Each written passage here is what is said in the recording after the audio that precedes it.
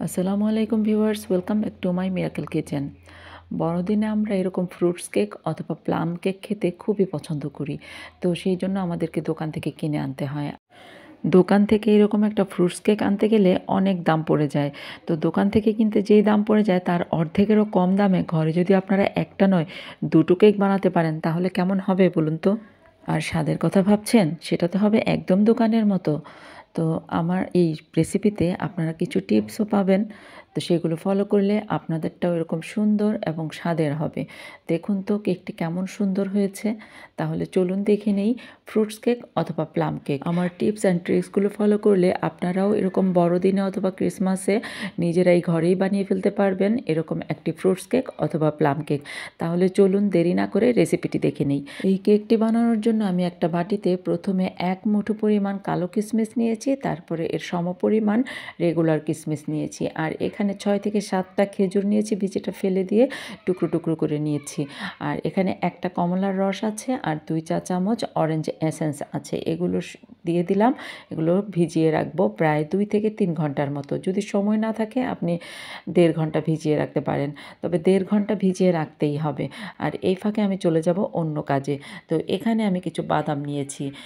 তো এখানে আমি আলমন্ড বাদাম নিয়েছি, তারপরে আখরোট নিয়েছি আর নিয়েছি কাজু বাদাম। তো এগুলো আমি সব কুচি কুচি করে কেটে নেব। একদম ফাইন চপ করে নেব না, একটু দানাদার থাকবে বড় বড়, যাতে কেকটা কামড় দিলে দাঁতের নিচে বাদামগুলো পড়বে, এরকমভাবে কেটে নেব। আমি আখরোট যে বাদামটার কথা বলেছি এটা কিন্তু যে কোনো ধরনের সুপার শপে পাওয়া যায়। তারপরও যদি আপনারা না পান, না দিলেও চলবে। আপনাদের পছন্দ মতো আপনারা অন্যান্য যে কোনো বাদাম দিতে পারেন। আপনারা ইচ্ছে করলে এখানে চীনা বাদামও দিতে পারবেন, পেস্তা বাদামও দিতে পারবেন। তো আমি যেটা দিয়েছি এগুলোই যে দিতে হবে এমন কোনো কথা নেই। আপনারা হাতের কাছে যেই বাদামটা পাবেন সেই বাদামটাই দিবেন। আমি কিন্তু আমার সব রেসিপিতেই চেষ্টা করি একটু সহজভাবে আপনাদের সামনে উপস্থাপন করার জন্য, যাতে যে কেউ খুব সহজেই রেসিপিটি তৈরি করে নিতে পারেন। আমার সবগুলো বাদাম কোচানো হয়ে গেছে। তো আমি এখন একটা মিক্সিং বোলে মেজারমেন্ট কাপের 1 কাপের চেয়ে একটু কম পরিমাণ চিনি নিয়ে নিলাম। সেই কাপেই আমি লিকুইড দুধ নিলাম 1 কাপ পরিমাণ। দুধ ঠান্ডাও না গরমও না, নর্মাল টেম্পারেচার। আর 1/2 কাপ পরিমাণ সাদা তেল নিলাম। তেলটা হতে হবে একদম ফ্রেশ, আগে ভাজাভুজি করা হয়েছে এইরকম তেল হলে কিন্তু হবে না, না হলে আপনার কেকের মধ্যেই সেই ফ্লেভারটা চলে আসবে, ভালো লাগবে না। তো এখন আমি 2 চা চামচ ভ্যানিলা এসেন্স নিয়ে নিলাম। এখন স্প্যাচুলা দিয়ে নেড়ে চেড়ে চিনিটা গলিয়ে নিতে হবে। আপনারা ইচ্ছে করলে চিনিটা ব্লেন্ডার করে নিতে পারেন, তাহলে চিনিটা খুব দ্রুতই গলে যাবে। এখন সামান্য পরিমাণ লবণ দিয়ে আবারও একটু নেড়েচেড়ে নিলাম। তারপর মেজারমেন্ট কাপের বড় কাপে 1 কাপ ময়দা দিয়ে স্প্যাচুলা দিয়ে একটু ভালোভাবে মিশিয়ে নিতে হবে। এমনভাবে মেশাতে হবে যাতে কোনো লাম্পস না থাকে। তো এটা মেশানোর পর আমি আবারও 1 কাপ পরিমাণ ময়দা এখানে দিয়ে দিলাম। তারপরে আবারও এটা খুব ভালোভাবে মিশিয়ে নিতে হবে। এখন এর মধ্যে আমি 1/2 কাপ পরিমাণ গুঁড়া দুধ দিয়ে দিলাম আর 1 চা চামচ এলাচের গুঁড়া দিয়ে দিলাম। এলাচের গুঁড়াটা খুব সুন্দর একটা ফ্লেভার আসবে। আপনারা ইচ্ছে করলে এখানে দারচিনির অল্প একটু গুঁড়া দিয়ে দিতে পারেন। তো এরপরে এগুলো খুব ভালোভাবে মিশিয়ে নিতে হবে, এভাবে ঘুরিয়ে ঘুরিয়ে, যেন কোনো রকমের লাম্পস না থাকে। এত স্মুথভাবে মেশাতে হবে। মেশানোর পর যে এইরকম হবে তখনই বুঝবেন একদম আপনার এটা স্মুথ হয়েছে। তখন সেই যে ড্রাই ফ্রুটসগুলো ভিজিয়ে রেখেছিলাম সেগুলো দিয়ে দিলাম, আর যেই বাদামগুলো কুচি করে রেখেছিলাম সেগুলো দিয়ে দিলাম। এখন এগুলো স্প্যাচুলা দিয়ে সুন্দরভাবে চতুর্দিক থেকে মিশিয়ে নিতে হবে। এমনভাবে মেশাতে হবে যাতে বাদামগুলো আর ড্রাই ফ্রুটসগুলো বেটারের সাথে সব দিক থেকে সমানভাবে মিশে যায়। তো এই যে আমার মেশানো হয়ে গেছে। তারপর আরেকটা স্টেপে চলে যেতে হবে। এখন চুলায় আমি একটা ফ্রাই প্যান দিয়ে দিলাম, দেখলাম যে কতটুকু গরম হয়েছে। যখন এটা গরম হয়ে যাবে তখন এর মধ্যে আমি 1/2 কাপ পরিমাণ চিনি দিয়ে দিলাম। একদম গরম হওয়ার পর কিন্তু চিনিটা দিয়ে দেবো। চিনিটা দেওয়ার পর একটু নাড়াচাড়া করব না, প্রায় 1 থেকে 1.5 মিনিট এভাবেই অপেক্ষা করব। চিনি ক্যারামেল হওয়ার এটা হচ্ছে একটা গুরুত্বপূর্ণ টিপস। চিনি অনেকের ক্যারামেল হয় না, অনেকের নাকি চিনি গলে গিয়ে আবার নতুন করে গুঁড়া গুঁড়া চিনি হয়ে যায়। তো তাদের জন্য বলছি, আপনারা এই টিপসটা খুব ভালো করে খেয়াল করবেন। চিনিটা যখন এভাবে দিবেন তখন সাথে সাথে কখনও নাড়া দিবেন না।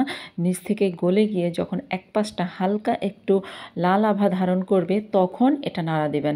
এর আগে নাড়া দিলে অনেকের হয়তো ক্যারামেলটা হয় না। এই টিপসটা ফলো করবেন, অবশ্যই ক্যারামেল হবে। তো এইরকম যখন হালকা লাল হয়ে আসবে তখন এটা নাড়া দেওয়া শুরু করবেন। তো এভাবে নাড়াচাড়া দিতে থাকবো আর চুলার আগুনটা থাকবে মিডিয়াম আঁচে। অনেকেই আমাকে নক দিয়ে বলে তাদের ক্যারামেল কেন হচ্ছে না, ক্যারামেল না হয়ে চিনিটা একদম গুঁড়ো গুঁড়ো হয়ে যাচ্ছে। তো তাদের জন্যই এই টিপসটা দিলাম, তারা খুব ভালো মতো এটা খেয়াল করে নেবেন। তো তারপরে এরকম যখন কালার হয়ে আসছে, এখন আমরা যে পুডিং তৈরি করি, পুডিংয়ের জন্য কিন্তু এই ক্যারামেলটা একদম পারফেক্ট একটা ক্যারামেল।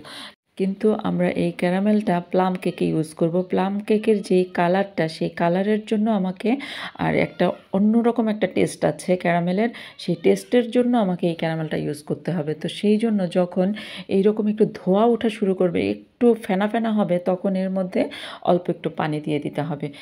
আর একটা কথা বলে রাখা ভালো যে যদি আপনারা এখানে সিম্পল ফ্রুটস কেক বানাতে চান, তাহলে এই ক্যারামেলটা অ্যাভয়েড করলেও চলবে। আর তারপর পানি দেওয়ার পরে এটা খুব ভালোভাবে মিশিয়ে নিতে হবে। তারপর চুলাটা অফ করে দিয়ে এই মিক্সচারটাকে একটু ঠান্ডা করে নিতে হবে। এরই মধ্যে ক্যারামেলের মিক্সচারটা ঠান্ডা হয়ে গেছে। তো আমি এখন যে আগে থেকে ব্যাটারটা তৈরি করে রেখেছিলাম, এর মধ্যে মিক্সচারটা দিয়ে দিলাম। আর এখন স্প্যাচুলা দিয়ে নেড়ে চেড়ে একটু ভালোভাবে মিশিয়ে নিতে হবে। মেশাতে গিয়ে নিশ্চয়ই আপনারা দেখতে পাচ্ছেন যে এটা একটু কিন্তু পাতলা হয়ে গেছে। ভয়ের কোনো কারণ নেই। 10-12 মিনিটের জন্য এটাকে আমরা রেস্টে রেখে দেব, তখন এর ঘনত্বটা ঠিক হয়ে আসবে। বেটারটা রেস্টে থাকা অবস্থায় আমি মোল্ডগুলো রেডি করে নিচ্ছি। এখানে একটা 6 ইঞ্চি মোল্ড নিয়েছি, আর একটা 6 ইঞ্চি পরিমাণ লম্বা আমি পাউন্ড কেকের মোল্ড নিয়েছি। তো এইগুলোর মধ্যে আমি একটু তেল ব্রাশ করে নিলাম, আর তারপরে এর মধ্যে এভাবে করে কাগজ লাগিয়ে দিলাম। এখানে কিন্তু আপনারা ইচ্ছে করলে বেকিং পেপার লাগাতে পারেন, আমার হাতের কাছে ছিল না, তাই আমি বাচ্চাদের লেখার কাগজই লাগিয়ে দিলাম। তো এইভাবে করে তেল ব্রাশ করে নেবেন। এখানে ইচ্ছে করলে আপনারা বাটারও ব্রাশ করে নিতে পারেন। তো যেহেতু নিচে তেল দেওয়া আছে, সেজন্য কাগজটা খুব সহজেই সেট হয়ে গেছে। মোল্ডগুলো আমার একদম রেডি হয়ে গেছে। এখন আমার বেটারটা কিন্তু রেস্ট হয়ে গেছে। তো বেটারটা নিয়ে নিলাম। এখন এর মধ্যে আমি শেষ মুহূর্তে 1 চা চামচ বেকিং পাউডার আর 1/2 চা চামচ বেকিং সোডা, আর তারপর আমি এখানে 2 চা চামচ সাদা ভিনেগার দিয়ে দিলাম। খুব ভালো রেজাল্ট পাওয়ার জন্য একদম শেষ মুহূর্তে এই 3টা ইনগ্রেডিয়েন্টস আপনাকে মেশাতেই হবে। তারপর ঘুরিয়ে ঘুরিয়ে খুব ভালোভাবে বেটারের সাথে এগুলো মিশিয়ে নিতে হবে। তো মেশানো হয়ে গেছে, তার মানে বেটারটা আমার সম্পূর্ণ রেডি হয়ে গেছে। আপনারা কিন্তু খেয়াল করেছেন আমি কেক বানাচ্ছি, কিন্তু কেকে আমি ডিম দেইনি। ডিম না দেওয়ার কারণে শেষের এই 3টা ইনগ্রেডিয়েন্টস আমাকে অবশ্যই মেশাতে হবে। বেটার এখন সম্পূর্ণ রেডি। আমি এখন মোল্ডের মধ্যে বেটারটা ঢেলে দেব। তো বেটারটা যখন ঢালবো তখন কিন্তু খেয়াল করবেন অর্ধেকের চেয়ে একটু বেশি দিবেন, কখনোই মোল্ড ভরে দেবেন না, কারণ এটা ফুলে উপচে পড়তে পারে। 2টা মোল্ডেই আমার বেটার ঢালা হয়ে গেছে। তো মোল্ডগুলো সম্পূর্ণ রেডি। আর এখন মোল্ডগুলোকে আমি একটু ট্যাপ করে নেব, যাতে ভিতরে কোনো ফাঁপা না থাকে। যদি কোনো ফাঁকা থেকে থাকে, যাতে সেই বাতাসটা উপরে উঠে আসে। তো এখন আমার এগুলো রেডি হয়ে গেছে। তো এইগুলো করার আগে আমি কিন্তু চুলায় ফ্রাই প্যান বসিয়ে দিয়েছিলাম, ভিতরে একটা স্ট্যান্ড দিয়ে প্রায় 10 মিনিটের মতন হাই হিটে রেখেছিলাম। তো 10 মিনিট হয়ে গেছে। তো এর মধ্যে আমি একটা মোল্ড বসিয়ে দিলাম আর ঢাকনাটা লাগিয়ে দিলাম। ঢাকনার মধ্যে যেই ফুটোটা ছিল, সেই ফুটোটাও আমি বন্ধ করে দিয়েছি। তো চুলায় আমি আরও একটা ফ্রাই প্যান বসিয়ে রেখেছিলাম, সেটার মধ্যেও একটা স্ট্যান্ড দিয়েছিলাম, আর এর মধ্যে আমি পাউন্ড কেকের মোল্ডটা দিয়ে দিলাম, আর তারপর ঢাকনা দিয়ে ঢেকে রাখলাম। আর একটা জিনিস, এইরকম স্টিলের ঢাকনা হলে কিন্তু কেকের উপরটা খুব সুন্দর একটা কালার আসে, আর এরকম গ্লাসের ঢাকনা হলে কিন্তু কেকের উপরটা সুন্দর কালার আসে না। ও, আর একটা গুরুত্বপূর্ণ টিপস হচ্ছে, যখন আমি কেক মোল্ডটা ফ্রাই প্যানের মধ্যে দেব, তখন চুলার আগুনটা থাকবে লো থেকে একটু বেশি আর মিডিয়াম থেকে কম। যখন 40 মিনিট থেকে 45 মিনিট হয়ে যাবে, তখন উপর থেকে কিছু ড্রাই ফ্রুটস দেব। এখন আমি যেমন দিচ্ছি, এগুলো হচ্ছে মোরব্বা টুকরো টুকরো করা উপর থেকে দিয়ে দিলাম, তারপরে কিছু কালো কিশমিশ, তারপর রেগুলার কিশমিশ, আর আপনাদের হাতের কাছে যদি চেরি ফল থাকে চেরি ফল দিতে পারেন, অথবা টুটি ফ্রুটি থাকলে সেগুলোও দিতে পারেন। তো আমি আমার হাতের কাছে যা ছিল সেগুলোই আমি উপর থেকে দিয়ে দিলাম। কুচি করা কিছু বাদামও দিয়ে দিলাম। আর যে পাউন্ড কেকটা আছে তার উপরেও কিন্তু আমি দিয়ে দিয়েছি, তো সেটা অফলাইনে ছিল, তো সেই জন্য আমি আপনাদেরকে দেখাতে পারলাম না, আমি সেই জন্য দুঃখিত। তো সব কিছু দেওয়ার পর আমি আবারও ঢাকনাটা লাগিয়ে দিলাম। আর এই যে দেখুন, এখানে স্টিলের ঢাকনা ছিল বলে এই কেকটার উপরটা সুন্দর একটা কালার এসেছে। আর এই কেকটা একটু ছোট সাইজের, এই জন্য এই কেকটা হয়েও গেছে। টুথপিকটা কিন্তু পরিষ্কার এসেছে, এই জন্য বুঝতে পারলাম যে কেকটা হয়ে গেছে। আমি এখন এই কেকটা নামিয়ে নেব। আর ওই কেকটার উপরে আমি সেই কাচের ঢাকনাটা তুলে নিয়ে আমি আরেকটা সিলভারের ঢাকনা দিয়ে দিয়েছি, উপরের সুন্দর কালার আসার জন্য। আমি এখন ঢাকনাটা তুলে নিলাম, দেখি কেকটার খুব সুন্দর একটা কালার এসেছে। এই সিলভারের ঢাকনাটা দেওয়াতে কেকের কালারটা সুন্দর এসেছে। তো আমি সাসলিক কাঠি দিয়ে কেকটা এখন চেক করে নেব হয়েছে কি না। কাঠিটা পরিষ্কার এসেছে, তার মানে কেকটা হয়ে গেছে। এখন আমি কেকটা নামিয়ে নেব চুলা থেকে। এই কেকটা হতে আমার পুরো 1 ঘন্টা লেগেছে, আর ছোটো কেকটা হতে আমার 45 মিনিট লেগেছে। তো কেক দুটো নামিয়ে কিন্তু আমি আগে একটা ভারী টাওয়েল দিয়ে এভাবে ঢেকে রেখেছি, যাতে অনেকক্ষণ পর্যন্ত কেকের ময়শ্চারাইজার থাকে। কেকটা খেতে খুবই সফট লাগবে। তো এর মধ্যে কেকটা ঠান্ডা হয়ে গেছে। এখন আমি কেকগুলোকে মোল্ড আউট করে নেব। প্রথমে আমি চাকু দিয়ে সাইড থেকে একটু আলগা করে নেব, তারপর কেক দুটোকে আমি মোল্ড আউট করব। কখনোই অনেক বেশি গরম গরম কেক মোল্ড আউট করতে যাবেন না, একটু ঠান্ডা করে কেক মোল্ড আউট করবেন। দেখুন তো নিচটা কত সুন্দর হয়েছে, একদমই কিন্তু পুড়ে যায়নি।